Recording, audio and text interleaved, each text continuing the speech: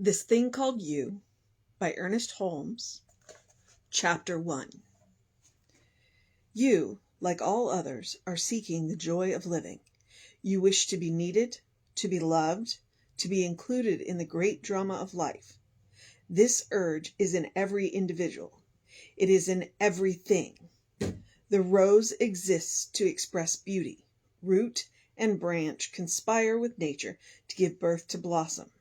An artist will starve in his garret that he may chisel an angelic form from the slab of marble, compelling the unyielding substance to accept his breath of creation. Not only human beings, but everything in nature is endowed with this creative urge. When moisture is precipitated in the desert receives it with gladness and breaks forth into a song of creation.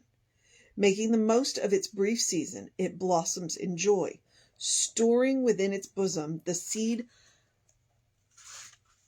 of future flowerings. It is impossible to escape this creative urge. Everything must find fulfillment or perish. No man willed this so. Evolution is proof of an irresistible urge which pushes everything onward and upward. Man did not create life. He is something that lives in, from, and by it. He cannot escape life or the necessity of giving expression to it through living. In some way which you know not of, through some process which never reveals its face, life has entered into you, and with it the irresistible impulse to create. Divine intelligence has willed it so. Nor you, nor any other person, nor all the wit, science, or philosophy of man, nor the inspiration of saints or sages can change one bit of it any more than man can arrest the eternal circuits of time, the revolutions of the planet, or the desire of the fledgling to leave the nest to soar and sing. Create or perish is the eternal mandate of nature. Be constructive or become frustrated is an equal demand. You cannot escape the conclusion that whatever this thing is which is seeking expression through everything it can find, subconsciously can find satisfactory outlet only through constructive and life-giving creativeness. You may call this process good or evil, right or wrong, God or the devil, heaven or hell. Would it not be more simply to say that things work out for the best only when they are life-giving? We are all some part of the universal order. The very urge for personal gratification is incomplete until it finds a universal outlet. This is the cause back of all upheavals in human history. The pattern is trying to fit the pieces into greater and greater units as though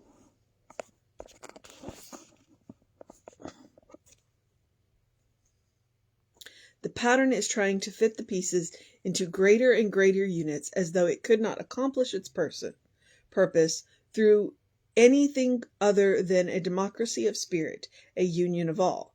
This union, however, does not mean sameness, for while unity requires conformity to principles, unity never means uniformity. Every blade of grass, every crystal, every drop of water, every individual is a little different from any other one of its species. Humanity is made up of innumerable individuals, no two alike, and yet society is a composite whole moving gradually towards some ultimate goal. What could this goal be other than that every one, while remaining individual, shall find a more complete expression in and among other individuals? This has been the dream of the ages, that the lion shall lie down with the lamb, and a little child shall lead them, as Jesus said, that they may be one, even as we are one. You belong to the universe in which you live. You are one with the creative genius back of the vast array of ceaseless motion. This original flow of life, you are as much a part of it as the sun, the earth, and the air.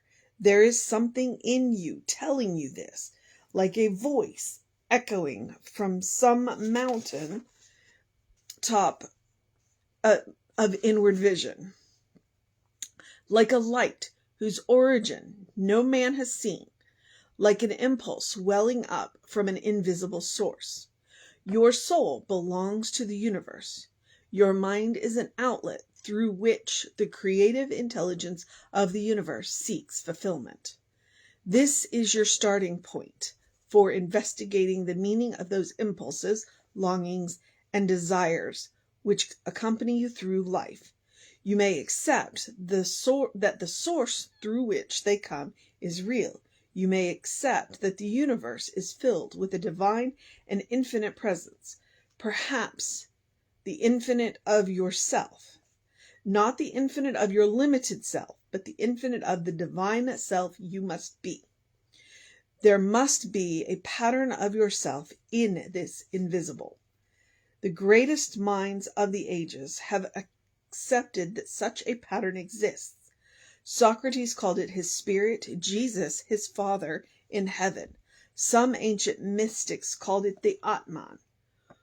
Why don't you call it just you, your complete self? For surely this is what they all have meant. Just try to catch the larger vision and realize that there have been and are people, many of them, who have wooed and wed some invisible presence until its atmosphere and essence have become woven into the fabric of their own existence. Every person is a doorway, as Emerson said, through which the infinite passes into the finite, through which God becomes people, through which the universe becomes individual. You are to believe with utmost simplicity and with complete faith that there is a pattern of your being, or a real spirit of you, which is as eternal as God, as indestructible as reality, and as changeless as truth.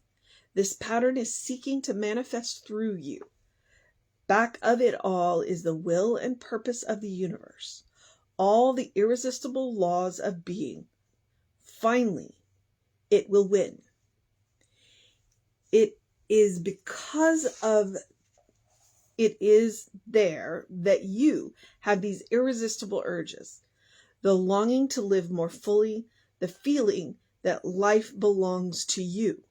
There is something within you beyond all doubt and fear, something which has never been limited by your acts or destroyed by your feeling. This is the only something that can make you whole.